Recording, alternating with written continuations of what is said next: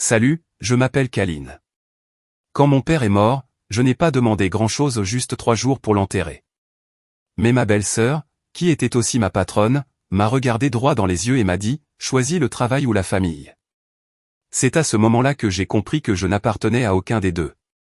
Ce qu'ils ignoraient, c'est que je suis reparti avec quelque chose qu'ils n'avaient jamais estimé ou quelque chose qui valait 39 millions de dollars. Au moment où ils ont réalisé ce qui avait disparu, il était bien trop tard.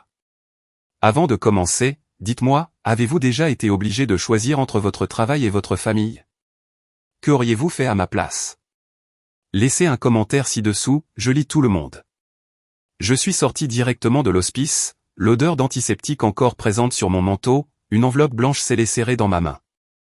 À l'intérieur se trouvait l'éloge funèbre que j'avais écrit à 3 heures du matin, tandis que la respiration de mon père était saccadée à travers un masque en plastique. Les mots me semblaient trop fragiles pour être envoyés par courriel, trop personnels pour être imprimés 2 fois, alors j'ai emporté l'unique exemplaire avec moi comme une relique en entrant dans le siège de Wilder Technologies. Vera, ma belle-sœur, m'a patronnée, dernièrement, gardienne autoproclamée de l'héritage familial, occupait la salle de conférence vitrée au centre de l'étage. 2 jeunes cadres l'encadraient, ordinateurs portables ouverts, le visage impatient. À travers la vitre, elle m'aperçut, mais me fit signe d'attendre, un doigt manucuré levé sans s'excuser. Je suis resté là, l'enveloppe moite dans ma main, jusqu'à ce qu'elle me fasse enfin signe d'entrer. Elle ne s'est pas levée. Elle n'a même pas fermé la diapositive présentant les prévisions de recettes. On a un délai serré, dit-elle. Kaline, fais vite. Je restais assis, ravalant le goût métallique de l'insomnie. Papa est décédé à l'aube. J'ai besoin de 3 jours pour organiser les funérailles et régler. Maman, Vera tapota son stylet là où un graphique à barre affichait une flèche verte brillante. Soit tu es déterminé à acquérir quelque chose, soit tu ne le es pas. La famille peut attendre. Le marché, lui, ne le fera pas. Sa façon de prononcer « famille », comme si c'était un passe-temps, m'a coupé le souffle. J'ai posé l'enveloppe sur la table, espérant que son poids lui rappellerait que papa avait aussi été son mentor. Elle a baissé les yeux, l'a effleuré d'un coup d'ongle, et l'enveloppe a glissé du chêne poli sur le tapis. Alors tu as fait ton choix, dit-elle, les yeux déjà rivés sur la diapositive suivante. Une chaleur brûlante me brûlait les yeux, mais je refusais de laisser les larmes prendre le dessus. Je me penchai, pris l'enveloppe et époussetai une poussière invisible. Un jeune cadre esquissa un sourire compatissant avant de baisser les yeux. La loyauté a une hiérarchie. Je suis parti sans un mot. La cérémonie commémorative de papa eut lieu 2 jours plus tard dans une modeste chapelle de l'autre côté de la rivière, à Alexandria. Les bancs étaient rares. Personne de l'entreprise n'était venu, pas même mon frère Dean. Trop occupé à finaliser le contrat de Vera pour apporter les mouchoirs de maman.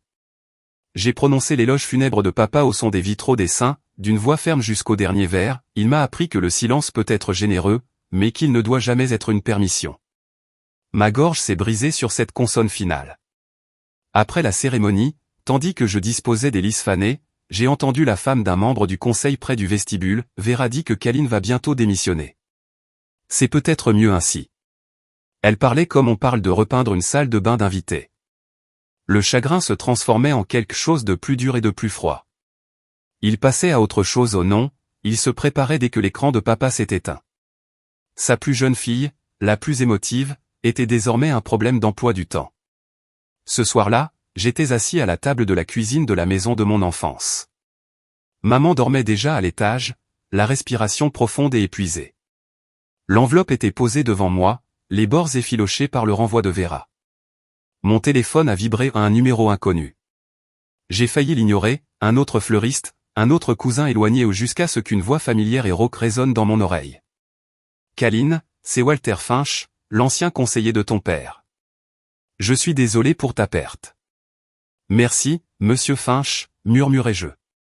Il vous a laissé quelque chose, une provision dans le fonds fiduciaire initial des fondateurs. Il a demandé que vous la consultiez en privé, hors du conseil d'administration. Des papiers bruissaient sur la ligne. Ton père ne leur a pas tout légué. Mon cœur battait fort. Qu'est-ce qu'il y a? Un trousseau de clés et une clause que les autres n'ont jamais pris la peine de lire. Il faudra venir en premier. J'ai raccroché, les doigts posés sur l'enveloppe. Papa n'avait pas cessé de croire en moi, même lorsque l'entreprise que j'avais contribué à créer me traitait comme un remplaçant. J'ai pressé le papier contre ma poitrine, sentant son poids fragile contre la douleur. Pour la première fois depuis l'hospice, des larmes ont coulé non pas de perte, mais de l'étincelle d'une possibilité que je croyais éteinte avec lui. Le lendemain des funérailles, le gris s'est installé sur le comté de Fairfax. Maman dormait encore quand j'ai sorti la berline de l'allée. Le petit trousseau de clés en laiton que Walter Finch avait envoyé reposait sur le siège passager. J'ai roulé vers l'est, longeant des centres commerciaux, pas encore réveillé, en me repassant son message, ce n'est enregistré dans aucune entreprise. Il voulait que vous soyez le seul à le voir. Le local de stockage se trouvait derrière un entrepôt fermé par des volets. J'ai donné mon nom. L'employé m'a tendu un presse-papier et m'a fait signe de traverser un couloir qui sentait le carton et la pluie. L'unité 17 s'est ouverte avec la deuxième clé. Des néons ont clignoté, révélant des étagères métalliques, 2 classeurs poussiéreux et une mallette IBM portant une étiquette décollée, Accord des fondateurs, 1996. J'ai porté la mallette jusqu'à une table pliante, les doigts tremblants moins de chagrin que de curiosité. À l'intérieur se trouvaient des chemises en papier craft, l'écriture soignée de papa et un addenda impeccable daté d'il y a 5 ans ou des mois après son deuxième AVC, quand tout le monde pensait qu'il ne se souciait plus des règlements. Une clause était surlignée en jaune. Si un actionnaire majoritaire refuse un congé de décès raisonnable à un fondateur ou à un descendant direct, les droits de vote sont transférés au fondateur minoritaire en attendant un examen éthique. Je l'ai lu 2 fois, les mots s'imposant comme un poids sur mes côtes. Papa n'avait pas fait confiance au tableau ou peut-être n'avait-il pas fait confiance à l'ambition de Vera. Quoi qu'il en soit, il avait esquissé une bouée de sauvetage et l'avait cachée là où seule la foi et le sang la trouveraient. Le deuxième dossier contenait une révision estampillée exécutée. Il avait mis à jour la clause de déclenchement lors de son dernier séjour à l'hôpital, une écriture tremblante, mais juridiquement intacte. Je l'imaginais en train de convaincre un notaire devant des machines inquiétantes, déterminé à ce que son cadet ne soit pas mis de côté. La lumière du soleil filtrait à travers la ventilation de l'appareil pendant que je fermais les portes. À midi, j'étais à Arlington, assis en face de Gerald Baker, l'avocat principal du cabinet, qui avait autrefois défendu des affaires de brevets pour papa. Gerald jeta un coup d'œil à la clause, les lèvres pincées. Si cette disposition est maintenue, vous pouvez geler le conseil d'administration d'un seul avis, dit-il. Ils se battront, mais le texte est strict. J'ai signé la lettre de mission sans tambour ni trompette, juste un mince trait d'encre bleue. Gerald a déposé la requête sur le portail des entreprises de l'État pendant que je regardais la barre de progression défiler. Il n'y avait aucune excitation, seulement un soulagement, comme remettre en place un os qui traîne depuis trop longtemps.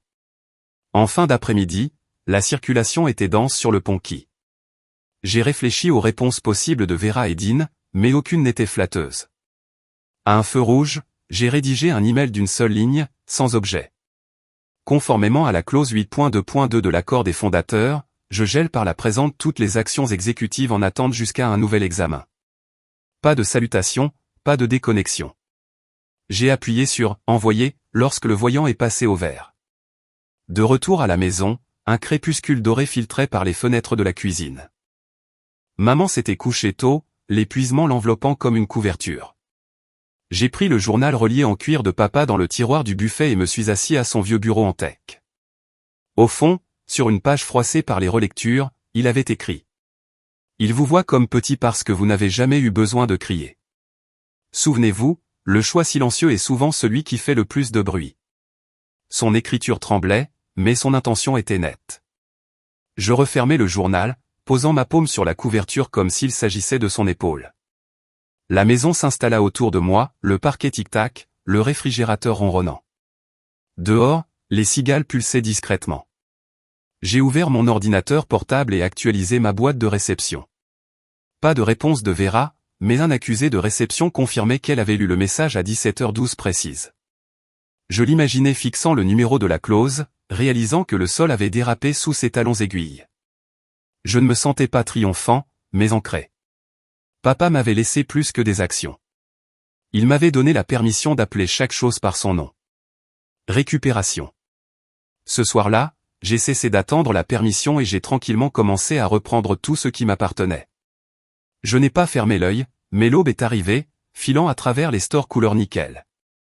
Au moment où les navetteurs encombraient la route 50, j'étais déjà dans le garage sous la Wilder Tower, les mains fermement sur le volant, le cœur encore plus calme. Hier soir, je m'étais promis de ne plus attendre la permission. Ce matin, j'avais l'intention de le prouver. La réunion trimestrielle du conseil d'administration commençait toujours à 9 heures précises. Je prenais l'ascenseur seul, écoutant le léger vrombissement des câbles et l'écho plus discret des paroles de papa dans ma tête, choix discret, puissance sonore. Les portes s'ouvrirent au niveau 20. Les gens levèrent les yeux, puis détournèrent le regard, comme si mon chagrin était contagieux. Dans la salle de conférence vitrée, Vera occupait le siège principal comme sur un trône. Sa tablette était posée à plat, ses jointures pâles contre le cadre. Dean s'assit 2 chaises plus loin, les yeux fixés sur l'étiquette d'une bouteille d'eau, comme si elle contenait les réponses à tout ce qu'il avait évité de dire. L'air sentait le nettoyant aux agrumes et les alliances tacites. Je pris la chaise la plus proche des fenêtres sans attendre qu'on m'en propose une. Le regard de Vera se posa sur moi, sans un salut. « Commençons », dit-elle d'une voix polie comme du chrome. Les diapositives défilèrent, marge trimestrielle, acquisition d'utilisateurs, des phrases qu'elle adorait prononcer, une croissance dynamique. À peine avait-elle atteint le graphique suivant que la porte s'ouvrit. Thomas Reed, l'avocat principal, entra, portant une enveloppe portant le sceau de la société. Il la lui tendit sans un mot. Vera parcourut la feuille, et une raideur lui parcourut les épaules.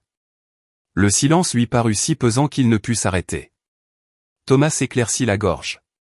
Conformément à la directive légale, les droits de vote pour les décisions exécutives sont suspendus en vertu de la clause 8.2, signée par l'actionnaire fondateur Calin Wilder Morgan. Un murmure parcourut la table, une ondulation après l'autre. Quelqu'un expira le mot « quoi », comme s'il pouvait se répondre tout seul. Vera tenta un sourire qui ne l'atteignit jamais. « C'est symbolique, rien de plus, dit-elle, mais ses doigts tapotèrent la table avec frénésie.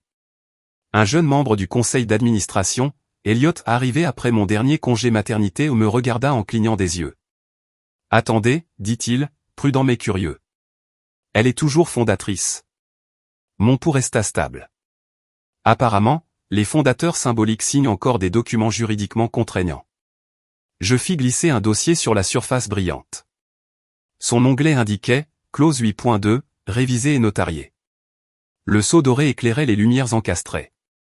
Un souvenir a refait surface, mon premier retour de congé parental, il y a des années. J'avais parcouru le rapport annuel numérique tout en allaitant un nouveau-né, à la recherche de mon nom. Il n'y était pas. Quand j'ai posé la question, Vera a ri légèrement, le service juridique a dû raccourcir la liste pour plus de lisibilité. Rien de personnel. Le trimestre suivant, mon titre est devenu conseiller, un mot qui semblait respectueux jusqu'à ce qu'on réalise qu'il n'était assorti d'aucun droit de vote. Il ne m'avait pas viré. Il m'avait présenté comme transparent. Maintenant, la peinture s'écaillait. La température de la pièce sembla baisser. Vera reprit son sang-froid. Calin, cette démagogie nous nuit à tous, surtout aux investisseurs. J'ouvris le deuxième dossier, une épaisse demande d'audit, timbrée et à onglet. Rémunération et éthique. J'ai demandé 3 jours pour enterrer mon père, lui ai-je rappelé. Tu as préféré les revenus trimestriels à la décence.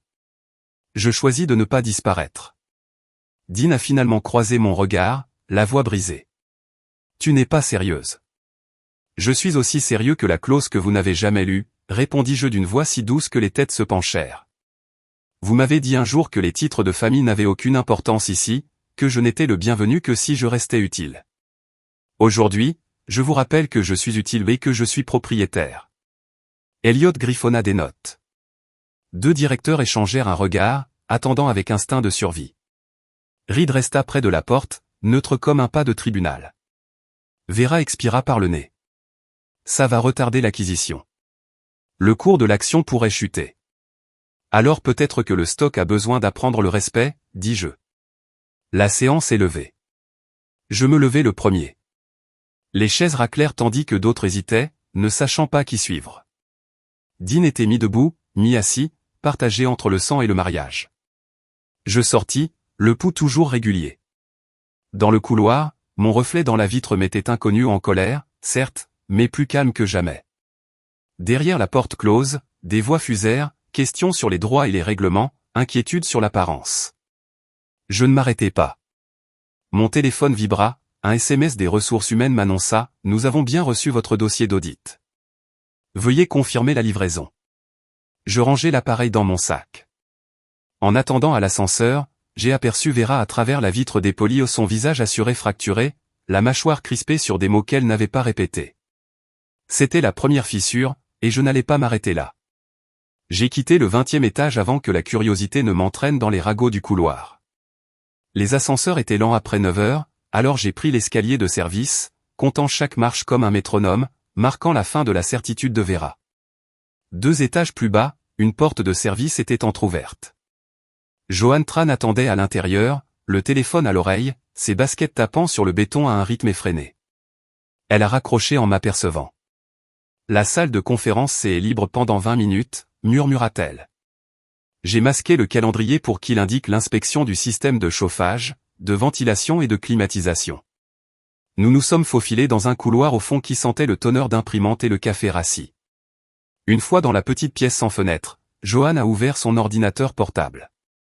Des rangées de chiffres brillaient à l'écran ou des colonnes intitulées « Allocation Shell 2016 à 2022 ». « Tu as réussi tout ça sans perturber leur sécurité ?» ai-je demandé. Johan haussa les épaules. Le jeton d'administrateur de ton père n'a jamais expiré. Ils ont caché le compte sous un dossier de location de matériel. Erreur de débutant. J'observais ma respiration pendant qu'elle faisait défiler la page. Montre-moi le pire. Elle a souligné 3 lignes. Un fonds de voyage consultatif remboursant les billets de première classe pour Florence, Saint-Barth et Jackson Hole d'un montant total de 2,6 millions de dollars. 7,8 millions de dollars de bonus pour une société de conseil appartenant au cousin de Vera, un homme qui m'a demandé un jour si les serveurs fonctionnaient au gaz ordinaire. La société Amex facture des frais pour les sacs à main étiquetés, développement d'équipe. Ma mâchoire se serra, mais ma colère resta froide, délibérée. Téléchargez tout sur un disque sécurisé, dis-je. Johan glissa une clé USB sur la table. Pendant que les fichiers se transféraient, la mémoire me tira en arrière. 2 mois avant le décès de papa, j'avais ouvert un email arrivé à 3h07 du matin. L'objet disait simplement « au cas où ». La pièce jointe était cryptée. Le mot de passe était mon année de naissance. Dans un seul PDF, clause de protection familiale, capital fondateur. Je n'avais pas compris son urgence jusqu'à ce que Vera jette mon enveloppe par terre. Maintenant, la clause faisait l'effet d'un phare traversant le brouillard. Transfert effectué, demandai-je. Johan cliqua sur un dossier intitulé « Indicateur du personnel ». Vers le bas, elle marqua une pause. Vous pourriez vouloir voir ceci. Une entrée apparut dans la liste, congé de deuil refusé. Indicatif, insubordination. Ma demande avait été réduite à une note disciplinaire. J'ai lu la phrase 1 fois, 2 fois, une 3e fois, chaque passage me vidant les mains de leur chaleur. On m'a condamné, murmurai-je, pour avoir voulu enterrer mon père. Johan me tendit un stylo rouge. J'entourai la phrase des traits lents et précis qui transpercèrent le papier. Aucune larme ne coula. Voir l'humiliation cataloguée si soigneusement assécha mon chagrin en une pointe fine et acérée. Nous avons suffisamment de preuves pour une consultation médico-légale, a déclaré Johan. Pas encore, ai-je répondu. D'abord, on laisse le système dévorer ses propres secrets. J'ai compressé les feuilles de calcul les plus compromettantes en un seul PDF, j'ai supprimé les métadonnées et je les renommais « Rapport d'éthique alpha ». Ensuite, j'ai ouvert le portail d'assistance téléphonique anonyme de l'entreprise, ironiquement mis en place après un séminaire que j'avais autrefois soutenu, et j'ai joint le fichier. Mon curseur a survolé le bouton « Envoyer ». Prêt à retirer la goupille, a demandé Johan. Je ne fais rien, dis-je. Je laisse juste la gravité faire son travail. J'ai cliqué sur « Envoyer ». La bannière de confirmation est apparue, soumission reçue. Nous sommes sortis séparément, j'ai emprunté le couloir principal, Johan est revenu par la voie de service. À mon bureau, j'ai rédigé une note neutre à l'attention des ressources humaines, conformément au protocole d'audit, veuillez confirmer la réception des documents confidentiels soumis à 9h42. Assez formel pour être ennuyeux, assez précis pour faire tiquer. Avant de fermer, j'ai ouvert le journal de papa à la page où il avait collé un ticket de caisse. En dessous, il avait écrit « Le moindre faux pas peut faire couler le plus grand navire ». J'ai pressé mes doigts sur l'encre, dessinant une certaine stabilité à chaque lettre. Mon téléphone a vibré une réponse automatique du portail éthique « Merci de nous aider à promouvoir l'intégrité ». J'ai failli rire devant l'ironie. L'intégrité finirait peut-être par arriver à Wildertech, mais elle arriverait me noter. Le vent faisait trembler les fenêtres du bureau tandis que je me dirigeais vers l'ascenseur. Quelque part au-dessus, Vera élevait probablement la voix, exigeant des explications. Les murs étaient épais, mais pas assez pour étouffer les retombées imminentes. Je n'avais pas besoin de crier. Les documents seraient plus éloquents que n'importe quelle accusation. Dans l'ascenseur, descendant seul, j'ai regardé les numéros d'étage défiler, 19, 18, 17, chacun avec un léger battement de tambour. Lorsque les portes du hall se sont ouvertes, j'ai pénétré dans la lumière matinale, me sentant plus léger que je ne l'avais été depuis des semaines. La véritable tempête ne venait pas de moi. Elle venait de l'intérieur, et elle a éclaté avec le téléscripteur du journal télévisé du matin, assis au comptoir de ma cuisine, une tasse au chaud dans les mains. Une importante entreprise technologique fait l'objet d'une évaluation éthique interne, défilait sous un panneau de présentateurs endormis. Voir le nom de l'entreprise, celui de ma famille, associé au mot « éthique », me donnait l'impression que la justice se prononçait enfin au grand jour. J'ai coupé le son de la télévision et ouvert mon ordinateur portable. Du jour au lendemain, le fichier anonyme que j'avais transmis à la hotline avait déclenché une chaîne dont je pouvais suivre l'horodatage, 7h07, transmission automatique au service de conformité, 7h14, transmission à un conseiller juridique externe, 7h52, drapeau rouge. À ce moment-là, l'étage de la direction bourdonnait comme un nid de frelons piqué par un bâton. De l'autre côté de la ville, le chaos régnait. Un ami des RH m'a envoyé un texto, on murmure ton nom comme s'il était confidentiel. 5 minutes plus tard, un autre message suivait, Vera vient de demander qui a divulgué les audits. Elle est furieuse. J'ai troqué mon jogging contre un blazer et un jean foncé, puis je me suis rendu au siège. Le silence habituel du hall était troublé par les murmures des employés près de la file d'attente du café. Un jeune développeur a tendu son téléphone à un collègue, le titre allumé. Nos regards se sont croisés. Il s'est redressé, hésitant à me répondre. J'ai hoché la tête poliment et j'ai continué mon chemin. Les portes de l'ascenseur s'ouvrirent au niveau 20, déclenchant un flot de bavardages anxieux. Dans le couloir devant la salle de réunion, des voix s'élevèrent à travers les vitres brisées, flux de capitaux non autorisés. Le journaliste veut un commentaire dans 1 heure. Qui a approuvé ces remboursements de frais de déplacement? C'est scandaleux. Puis la voix de Vera, suffisamment aiguë pour trancher, découvrez qui a planté cette fiction avant midi. Fiction a un mot commode quand les faits deviennent incontrôlables. J'ai contourné l'agitation et pris un couloir latéral pour me rendre au service de la conformité, où une lumière rouge au-dessus de la porte de sécurité clignotait comme un battement de cœur prudent. À l'intérieur, 3 employés étaient regroupés autour d'un poste de travail. L'une d'elles, Clara ou une agente subalterne avec des lunettes de lecture perchées à Minéo semblait soulagée de me voir. « Madame Morgan », murmura-t-elle. Le conseil d'administration a demandé une réunion d'urgence à 10 heures. Ils ont déjà gelé le fonds de déplacement des conseillers. J'ai hoché la tête. Bien. Continuez à suivre les comptes des bénéficiaires. Le consultant Shell, R. Hartley Business Development, est le cousin de Vera. Elle haussa les sourcils. Ça explique le routage des îles Caïmans.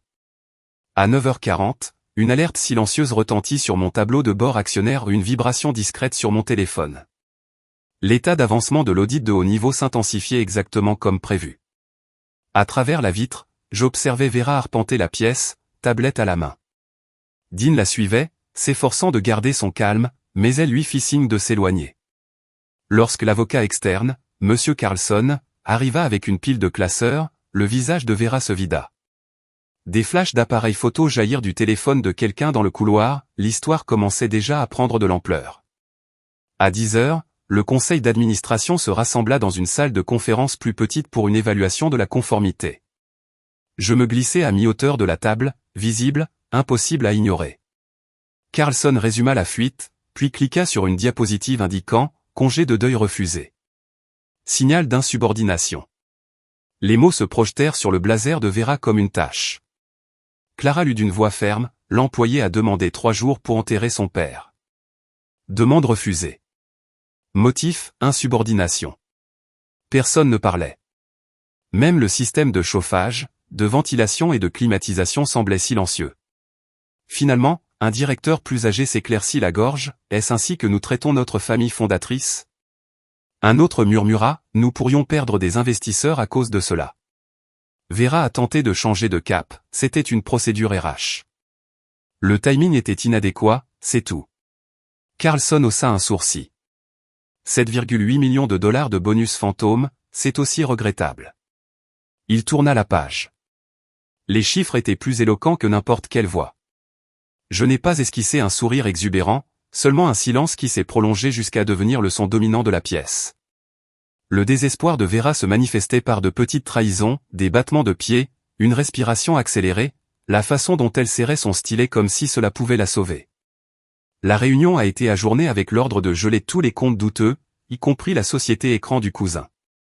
Je me suis dirigé vers l'ascenseur au milieu d'un escalier silencieux. Juste au moment où les portes se fermaient, mon téléphone a sonné. Walter Finch. Vérifie ta boîte mail, Kalin, a-t-il dit sans le saluer. Ton père aussi avait anticipé cette phase. De retour à mon appartement, j'ai ouvert le document numérisé. La signature de papa encerclait un formulaire de réaffectation d'actions daté de 16 mois plus tôt.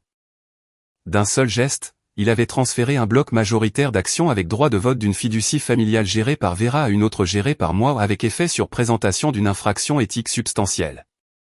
Le sceau de l'entreprise brillait sur le scan comme un serment discret. Je me suis adossé, absorbé par l'énormité. La possession, comme le deuil, avait de multiples formes. Celle-ci pesait moins lourd que le chagrin, mais portait sa propre gravité. Je n'ai rien pris qui ne m'appartenait pas.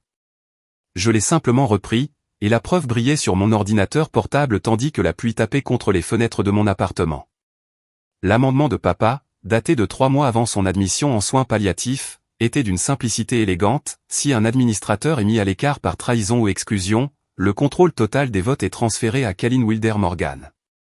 Sous la clause, sa signature était courbée, ferme et sûre, comme s'il avait puisé sa force dans la certitude que ce jour viendrait. Le souvenir m'a ramené au passé, la dernière fois qu'il avait réussi à dîner au restaurant. Nous avions choisi un bistrot tranquille près de la maison, car la chimio lui coupait l'appétit. Il a repoussé un poulet piccata à moitié mangé et a tendu la main par-dessus la table pour me prendre. J'ai vu le pouvoir vider les gens, a-t-il murmuré d'une voix rauque. Alors j'ai mis le tien là où il ne penserait pas à regarder. J'avais souri poliment, sans comprendre. Ce soir-là, le sens s'est imposé avec la solidité du chêne. J'ai appelé Harper Grant, l'administrateur du fonds, avant que la nervosité ne prenne le dessus. Même à 20 heures, il a répondu à la deuxième sonnerie. Madame Morgan, je me demandais quand vous alliez me contacter. J'invoque la clause 7C, ai-je dit. Des preuves d'hostilité familiale ont été réunies. Nous tenons les documents en réserve, a-t-il répondu. Votre père a été précis. Le transfert pourra être notarié demain matin. À l'aube, l'épuisement avait remplacé la puissance. Je m'habillais d'un pantalon anthracite et d'une blouse bleu marine des couleurs affirmées, non pas de deuil. À l'annexe du palais de justice, Harper sortit un mince dossier. 2 signatures et un sceau plus tard, l'intérêt général s'installa discrètement sur mon nom. Pas de confetti, pas de trompette, juste le claquement d'un timbre et un poli « Félicitations, madame ». Pendant ce temps, la Wilder Tower bouillonnait. Sur le trajet, les notifications s'accumulaient sur le tableau de bord, une invitation au calendrier du conseil d'administration intitulée « Séance de gouvernance d'urgence », des discussions internes débattant de la direction, un message brutal d'un cadre intermédiaire, Vera est-elle toujours aux commandes? Le vernis se fissurait plus vite que prévu. Je suis arrivé 10 minutes en avance. Le sourire de la réceptionniste tremblait lorsqu'elle m'a remis un badge visiteur. Mes identifiants d'employés avaient été désactivés des semaines plus tôt. J'ai accroché le badge à la poche de ma veste et me suis dirigé vers le dernier étage, où les directeurs s'activaient avec une énergie débordante. À travers la vitre, j'observais Vera s'entretenir avec Dean et 2 alliés, l'air crispé. Lorsqu'elle me remarqua, une irritation passa sur son visage soudaine mais évidente. Elle se redressa et s'adressa à la salle. Merci d'être réunis. Nous allons répondre aux rumeurs et rétablir la stabilité.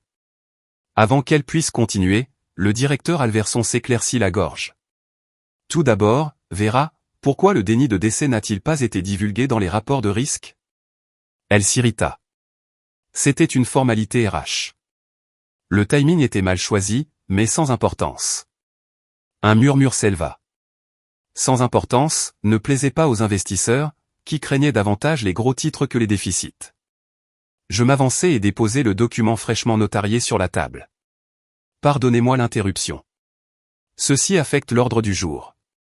Vera baissa les yeux, les couleurs s'évanouissant en lisant le titre, transfert des actions à droit de vote majoritaire entre en vigueur immédiatement.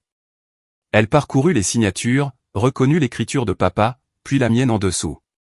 Vous avez falsifié ceci, siffla-t-elle. Harper, assis tranquillement près de la porte, se leva. J'ai été témoin des deux signatures. L'amendement est valide. La chaise de Dean grinça tandis qu'il s'écartait de Vera, comme si la distance pouvait le protéger. Je restai calme. J'ai demandé 3 jours pour enterrer notre père. Vous avez qualifié cela d'insubordination. Cet acte remplissait les conditions de la clause. Un jeune directeur marmonna, je n'ai jamais rien vu de tel dans un cours de gouvernance. Alverson croisa les bras. Compte tenu de la nouvelle structure, nous devons reconnaître Madame Morgan comme actionnaire majoritaire. Vera ouvrit la bouche, puis la referma, cherchant un argument. Nous avons une acquisition en cours. Ce bouleversement met tout le monde en danger. Le bouleversement a commencé lorsque le respect a disparu de la salle, répondis-je. J'ai l'intention de stabiliser l'entreprise, pas de la couler. Le silence s'éternisa, inconfortable mais définitif. Le marteau de reconnaissance ne toucha pas le bois, il s'installa dans un consensus tacite. Alverson programma un vote formel de reconnaissance pour la semaine suivante, procédural mais superficiel pour l'instant. La séance fut levée, et les participants défilèrent en hochant prudemment la tête. Dean s'arrêta près de moi. Kyle, pas maintenant, dis-je doucement. On aura le temps de discuter quand la maison aura cessé de brûler. Vera s'attarda en bout de table, les mains agrippées à sa tablette, tentant de reprendre possession de la salle par sa seule posture. Assieds-toi, lui dis-je. Cette fois, c'était moi qui dirigeais la réunion. Elle se laissa aller dans son fauteuil, les lèvres pincées, tandis que je m'approchais en bout de table. Dehors, des nuages couleur ardoise se pressaient contre les fenêtres, menaçant d'un orage estival qui semblait parfaitement programmé. J'ai tapoté mon stylo 2 fois pour attirer mon attention, le même signal que papa utilisait autrefois pour mettre de l'ordre dans une pièce. Commençons, ai-je dit. 20 visages se tournèrent vers moi, certains curieux, d'autres soulagés, quelques-uns affichant une certaine nervosité. Premier point, confirmation de propriété. Je fis glisser des copies du transfert notarié sur la surface polie. Les pages murmurèrent tandis que les administrateurs parcouraient les signatures et les sceaux officiels. Un souffle collectif quitta la pièce. Personne n'osait contester ce qui était désormais incontestable. Vera prit la parole la première. Cela ne change rien à l'autorité opérationnelle. L'expérience compte. Elle s'efforça de garder son calme, mais sa voix tremblait, seules les parois de verre feignaient de ne pas l'entendre. Je suis d'accord, répondis-je. L'expérience compte, c'est pourquoi nous examinons son utilisation. J'ai appuyé sur une touche de la télécommande, projetant 3 éléments, ma demande de congé refusée, des captures d'écran de messages de chat ridiculisant la petite sœur en deuil, et l'avenant au contrat de fiducie signé par papa avant sa mort. Des halètements ont ponctué le silence. Je ne me suis pas éloigné. J'ai continué, la voix posée, on m'a poussé, puis on m'a peint comme invisible. Tu n'aurais jamais imaginé que j'apprendrais à voler. Un vice-président senior, aux cheveux gris et à l'air posé, s'éclaircit la gorge. Votre père nous a prévenus il y a des années, traitez ma fille avec respect. Elle se souvient de tout. Nous l'avons trahi. Il se pinça l'arête du nez, la honte visible. J'acquiesçai, absorbant ses paroles sans triomphe. Le poids du temps perdu pesait lourd, mais la clarté aussi. Il s'agissait de réparer, pas de faire du spectacle. Suivant, dis-je en soulevant un classeur en cuir. Conclusion d'expertise médico-légale indépendante. La pièce S13 atterrit avec un bruit sourd lorsque je l'ouvris sur la page de résumé. Des auditeurs externes avaient retracé des paiements étiquetés, conseils spéciaux, tous adressés à des proches de notre actuel directeur des opérations. Quelques têtes se tournèrent vers Vera. Ce rapport est... Commença-t-elle. Authentifié hier, interrompis-je. Vérifié par Grant et Keller, le même cabinet qui certifie nos documents auprès de la SEC. Total des fonds mal alloués, 11,5 millions de dollars. La politique du conseil d'administration exige une suspension immédiate dans l'attente d'une enquête. Des murmures s'élevèrent, colère, incrédulité, calcul d'instinct de survie. Le vote se déroula rapidement, 14 voix pour la suspension, 2 abstentions, aucune opposition. Les joues de Vera blanchirent. Elle se leva, tentant de reprendre de la hauteur qu'elle n'avait jamais vraiment perdue. « Restez assis, dis-je, calme mais inflexible. La sécurité vous escortera pour récupérer vos effets personnels. Votre accès prendra fin au décompte des voix. » Ses yeux, autrefois perçants, scintillèrent de panique. « Tu ne peux pas m'effacer. »« Je n'efface personne, ai-je répondu.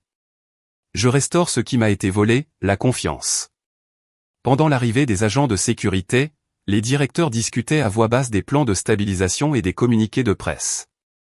J'ai répondu brièvement aux questions, fixé une réunion de suivi, puis me suis excusé. Le couloir était étrangement silencieux, comme si le bâtiment avait retrouvé son équilibre.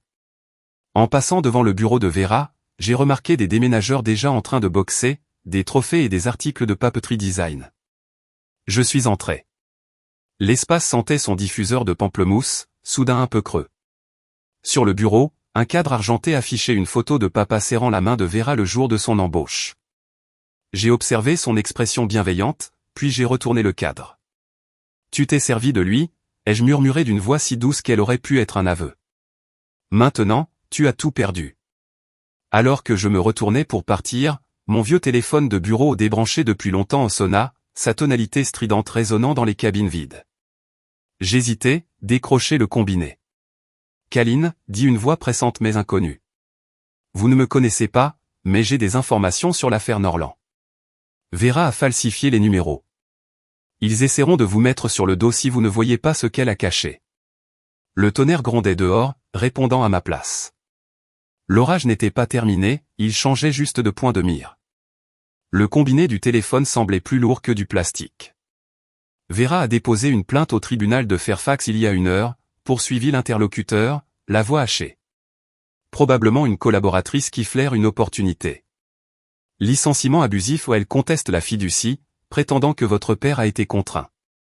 J'apprécie l'information, ai-je répondu en notant le numéro pour vérification ultérieure. Lorsqu'il a commencé à me proposer une représentation, j'ai raccroché. Laissez-les faire le tour. J'avais déjà un conseiller qui connaissait chaque recoin de notre famille. À midi, les nouvelles fusent comme du pop-corn, remaniement de la direction, querelle familiale au sein de la famille fondatrice, chute de la valeur des actions suite à une rumeur de procès. J'ai parcouru le couloir en direction de mon bureau reconquis, croisant des groupes d'employés penchés sur leur téléphone. Certains hochent discrètement la tête, le genre de salut réservé à ceux qui font des choses difficiles qu'on est secrètement content de ne pas avoir à faire soi-même. À 14 heures, j'ai retrouvé Walter Finch dans son appartement du centre-ville, lambrissé et légèrement parfumé à l'huile essentielle de citron. Il m'a présenté une fine enveloppe ivoire scellée à la cire écarlate. Votre père m'a demandé de ne remettre ceci que si un litige menaçait la fiducie. Brisant le sceau, j'ai déplié une page. L'écriture de papa Ossure, sans compromis, occupait la moitié supérieure. Si vous lisez ceci, c'est qu'elle a transformé l'entreprise en arme. Combattez intelligemment. Combattez avec dignité. Vous portez l'histoire. Protégez-la. Sous la note se trouvait un avenant notarié réaffirmant le transfert et imposant une clause pénale. Tout héritier contestant la fiducie de mauvaise foi perdrait ses actions résiduelles. Vera s'apprêtait à se pourvoir en justice pour s'approprier la fortune familiale. Une satisfaction froide me calma le cœur. Nous avons déposé une contre-déclaration demain, dis-je à Walter, manquement à l'obligation fiduciaire, environnement de travail hostile, plus clause pénale. Le soir même, mon équipe communication envoya une lettre ouverte à chaque employé. Je n'ai jamais cherché à me battre, mais le deuil n'est pas un atout à exploiter. Je défendrai notre héritage et tous ceux qui le construisent contre ceux qui troquent le respect contre le profit. En quelques minutes, le chat interne s'est enflammé, emoji, pouce levé, réponse sincère, et une âme courageuse a écrit « Il était temps que quelqu'un le dise ». Le message a fuité à l'extérieur. Bien sûr, CNBC l'a présenté comme un leadership transparent. J'ai laissé faire. Lors de la préparation juridique, le dossier Twist S15 a fait surface. Johan, toujours aussi assidu, a envoyé par courriel des feuilles de calcul montrant que des honoraires de 2,4 millions de dollars avaient été versés aux frères de Vera et à sa colocataire d'université. Le comte Rachel était si bâclé qu'il mentionnait toujours l'assistante de direction de Vert comme témoin. J'ai programmé une séance d'urgence du conseil d'administration. Vendredi matin, les administrateurs sont entrés en traînant les pieds sous les néons, la fatigue profonde. Sans préambule, j'ai projeté les paiements. Les allaitements ont suivi les décimales. Alverson a proposé un vote. La saisine pénale a été adoptée à l'unanimité. Comme s'il avait été chorégraphié, un huissier est intervenu, une épaisse enveloppe à la main. « Madame Wilder-Reed » demanda-t-il. Vera se figea, le mascara impeccable, mais impuissante. Les caméras du service financier capturèrent l'instant. À midi, la vidéo était devenue « consultante cousine Luxgarn ». Elle tenta d'accuser la comptabilité, puis les RH, pour finalement dénoncer un sabotage. Personne ne l'écouta. La sécurité l'escorta dehors tandis qu'elle la menaçait de faire appel, ce qui ressemblait davantage à des supplications. Tard ce soir-là, l'immeuble dormait, mais pas moi. J'étais assis dans la suite exécutive, les lumières de la ville illuminant les fenêtres. Le stylo plume de mon père était posé à côté du résumé d'audit encadré, comme s'il venait de sortir prendre un café. Le silence ressemblait moins à une absence qu'à une présence constante. Un coup à la porte rompit le silence. J'ouvris la porte et trouvai maman, son imperméable drapé sur le bras, les cheveux argentés et humides. Elle portait une boîte en cèdre que je n'avais jamais vue. Son regard, patient mais pressant, croisa le mien. « Je crois qu'il faut qu'on parle de ton père, dit-elle doucement, et de quelque chose qu'il ne t'a jamais dit. » Je ne m'attendais pas à elle, surtout avec cette boîte entre les mains. Maman posa la boîte en cèdre sur la table de conférence, l'eau de pluie perlant sur ses bords. Les lumières du bâtiment s'étaient tamisées pour la nuit, ne laissant apparaître que la lueur de ma lampe de bureau et nos reflets dans la fenêtre obscure. Elle ouvrit doucement le couvercle. À l'intérieur se trouvaient des cassettes audio étiquetées de la main de papa, des polaroïds du premier entrepôt de l'entreprise et une pile de cahiers à spirale que je n'avais pas vus depuis le lycée. Il a tout enregistré, murmura-t-elle, les discussions du conseil d'administration, les appels des investisseurs, surtout pour la postérité, mais ceci, dit-elle en tapotant les carnets, ce sont ses pensées lorsque le conseil l'a poussé à vous mettre sur la touche. Vera insista le plus. Ma gorge se serra en feuilletant un journal au milieu d'une page qu'il avait griffonnée, j'ai failli me laisser convaincre que l'entreprise avait besoin d'un Wilder de moins. J'ai entendu câlin calmer une stagiaire désemparée à 1h du matin, c'est l'âme de cet endroit. Décision annulée. Les doigts de maman tremblaient sur une cassette portant l'inscription « 3 mai ». Ce soir-là, dit-elle, il t'a demandé si tu étais content. Quand je lui ai dit que tu étais resté tard pour aider un ingénieur junior à déboguer du code, il a compris où était la loyauté. J'ai expiré, un nœud s'est dénoué, j'ignorais son existence. Il portait tout cela seul. Mais plus maintenant. Elle produisit une enveloppe cachetée timbrée par le tribunal des successions. L'audience finale était fixée à vendredi, dans 2 jours. Votre père a ajouté une clause supplémentaire, dit-elle. Au tribunal, la juge, une femme patiente portant des lunettes à monture métallique, lut à voix haute. Le dernier amendement de papa, si jamais je décidais de quitter l'entreprise, je conserverais un seul actif. Le terrain de 5 acres se trouvait autrefois son premier entrepôt, aujourd'hui évalué à plus de 12 millions de dollars. La clause me mettait au défi de définir la valeur selon mes propres termes. Je me suis rendu directement à la parcelle envahie par la végétation, le soleil matinal reflétant les restes de tôle rouillée, et les engoulevants bois pourris appelant depuis la limite des arbres. J'ai longé la limite, mes bottes crissant le gravier, et j'ai ressenti un calme inattendu. Dans l'après-midi, j'avais un architecte paysagiste en haut-parleur. Je ne veux pas d'un autre campus technologique, lui ai-je dit. Je veux des espaces verts ouverts à tous ceux qui n'ont jamais eu un endroit tranquille pour respirer. Les permis de construire ont été accordés sans difficulté. Le conseil municipal adorait la beauté gratuite. En quelques mois, des sentiers serpentaient à travers les magnolias indigènes, des bancs formaient des arcs ombragés, et un muret de pierre encadrait une plaque de bronze, pour les bâtisseurs, les oubliés, les bienveillants. À la mémoire de James Wilder et de la fille qu'il a enfin vue. Les médias qui ont couvert l'inculpation de Vera ont filmé l'inauguration pour contraster. Ces accusations en fraude, complot l'empêchaient de siéger à un conseil d'administration. Elle a envoyé 2 courriels, d'abord pour se justifier, puis pour plaider. J'ai archivé les 2 sans les ouvrir. Parfois, le silence est la réponse la plus claire. Par un samedi frais d'octobre, j'ai emmené Evan, 8 ans, au cimetière. Des feuilles s'éparpillaient sur l'allée tandis qu'il tenait en équilibre une boîte à chaussures contenant une maquette peinte à la main du nouveau jardin. Il s'est agenouillé près de la pierre tombale en granit, disposant les arbres miniatures avec précision. Grand-père aurait aimé ça, déclara-t-il en époussetant ses genoux. J'ai tracé le nom gravé de papa, la pierre fraîche sous mes doigts. Il aime ça, dis-je en regardant l'horizon où le plus grand chêne du jardin couronnait la ligne d'horizon. Et je crois, ajoutai-je d'une voix douce, qu'il a enfin trouvé la paix. Peut-être que nous l'avons tous les deux. Evan glissa sa main dans la mienne. Nous restâmes silencieux, les nuages flottant tranquillement.